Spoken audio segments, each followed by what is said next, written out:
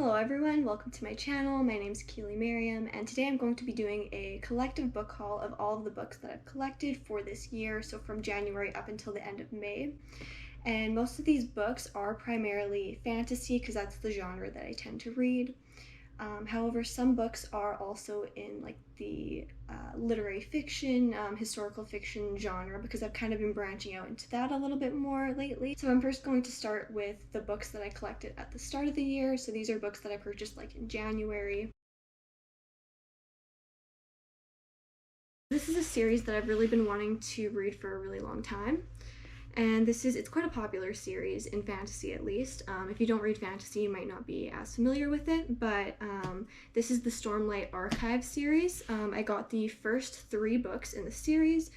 It starts off with The Way of Kings, then Words of Radiance, and then the third one is Oathbringer, and there is another book in the series currently out, but I just got the first 3 because it was a part of a set. And so I have started to read the first one a little bit. I'm about halfway through it. I'm really enjoying it so far, actually. Yeah, they are quite large books, so I don't think I'll be going through all of them too quickly. Like, I don't think I'll be reading these all too quickly because they are, I think, about 1,200 pages each. So, I might only get to like the 1 book this year, and then maybe next year I'll try to tackle the others, or maybe I'll get to 2 this year. I'm not sure. But they are quite daunting because they're quite large. So, yeah. The next book that I purchased was The Bastard of Istanbul by Elif Shafak. I hope I'm pronouncing that correctly. So it is based in Istanbul, Turkey, as the title suggests. So it basically, I have read this one already. I tabbed it a little bit. I did really enjoy it. I think I gave it 4 stars. And so basically this book follows 2 girls. I believe they're about the same age. One is Armenian and then the other is Turkish, and it discusses a lot of like their own family histories and them meeting each other and their friendship. And it's more of a character-driven novel rather than a plot-driven. There is some big things that happen, but yeah, it's definitely more character-driven. And I actually really liked it. The writing style is absolutely beautiful. It discusses a lot about the Armenian genocide, which I believe happened around World War II. And so, yeah, it just kind of talks about the 2 characters kind of navigating that and learning about that. It's very, some very heavy topics in it. There are a lot of trigger warnings. Yeah, but overall, I really liked the book. One thing that I criticize this book on, though, is in terms of the inaccuracies it has when talking about Islam. I can't pinpoint everything that it says, but there was one point in which it says that women cannot be scholars in Islam, which is just simply false. But it says it as if it's like a fact. So yeah, just basically take what this book says about Islam with a grain of salt, and I would suggest that with basically all fictional novels. Another book that I purchased at the same time is Fragments of Horror by Junji Ito. So this is a horror manga. Subject matter is quite dark and can be quite graphic at times though. So yeah, if you're not really into that, I wouldn't suggest this book. I did read this book though. I have read his books before. I previously read Tomie by Junji Ito, and I really did enjoy it. So then I did pick up this book. It's been a few years since I read Tomie, but yeah, that book I really enjoyed, and so I thought I might enjoy this book as well. I enjoyed this one a little bit less than Tomie.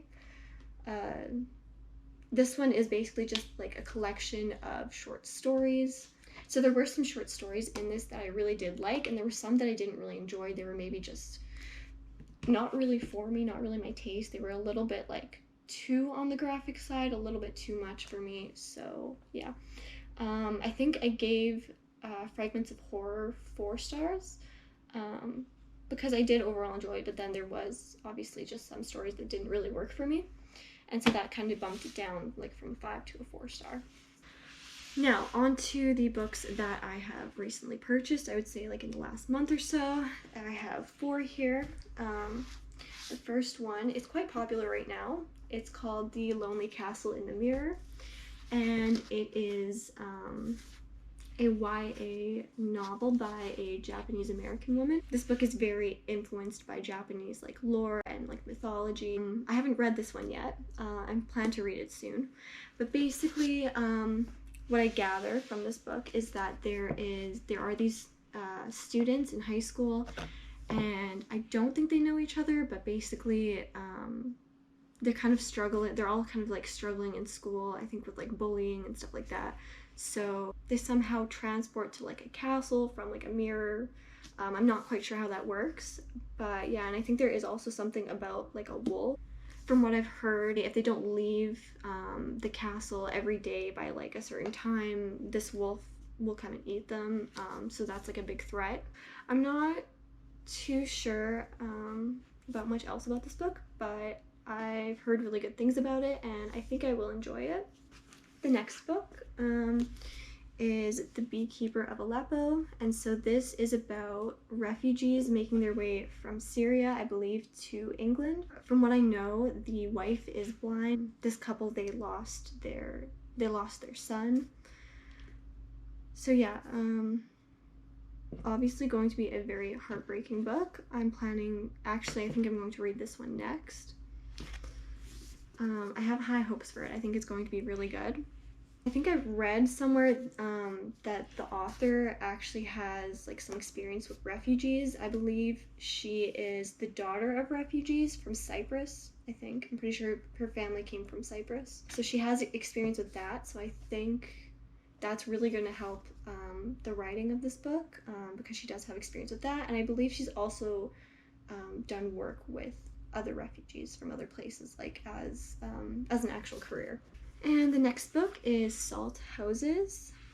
And so this book, I believe it's supposed to be like a collection of like short stories following this one Palestinian family.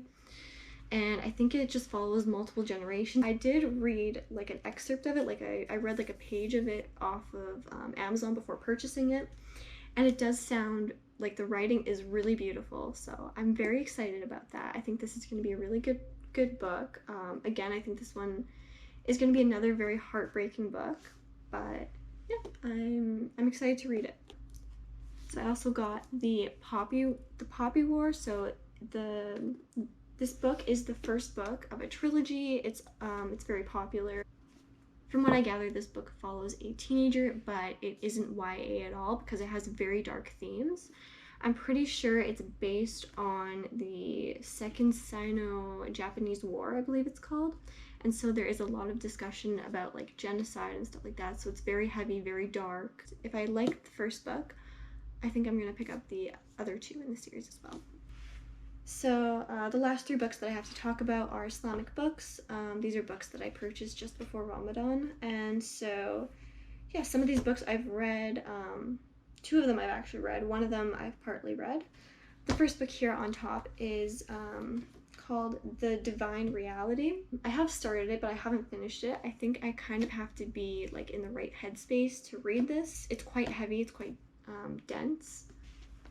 The next book is called Lessons from Surah Yusuf, and so it's basically about this one surah from the Quran.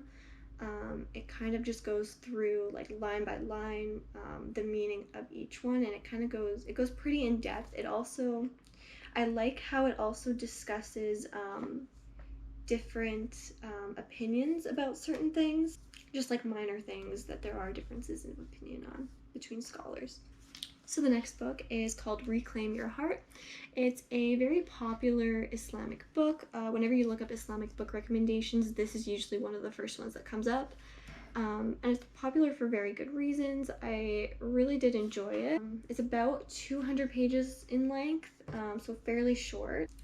The book is basically broken down into very short segments, usually only like a few pages long. So this book does take advice from the Quran and Hadiths, and it basically expands on that and how we can use that in our everyday life. So that's all the books that I have for today. Thank you for watching. Make sure to like and subscribe. I plan to come out with some new videos soon. I'm hoping to make some reading vlogs and things like that. So yeah, thank you for watching.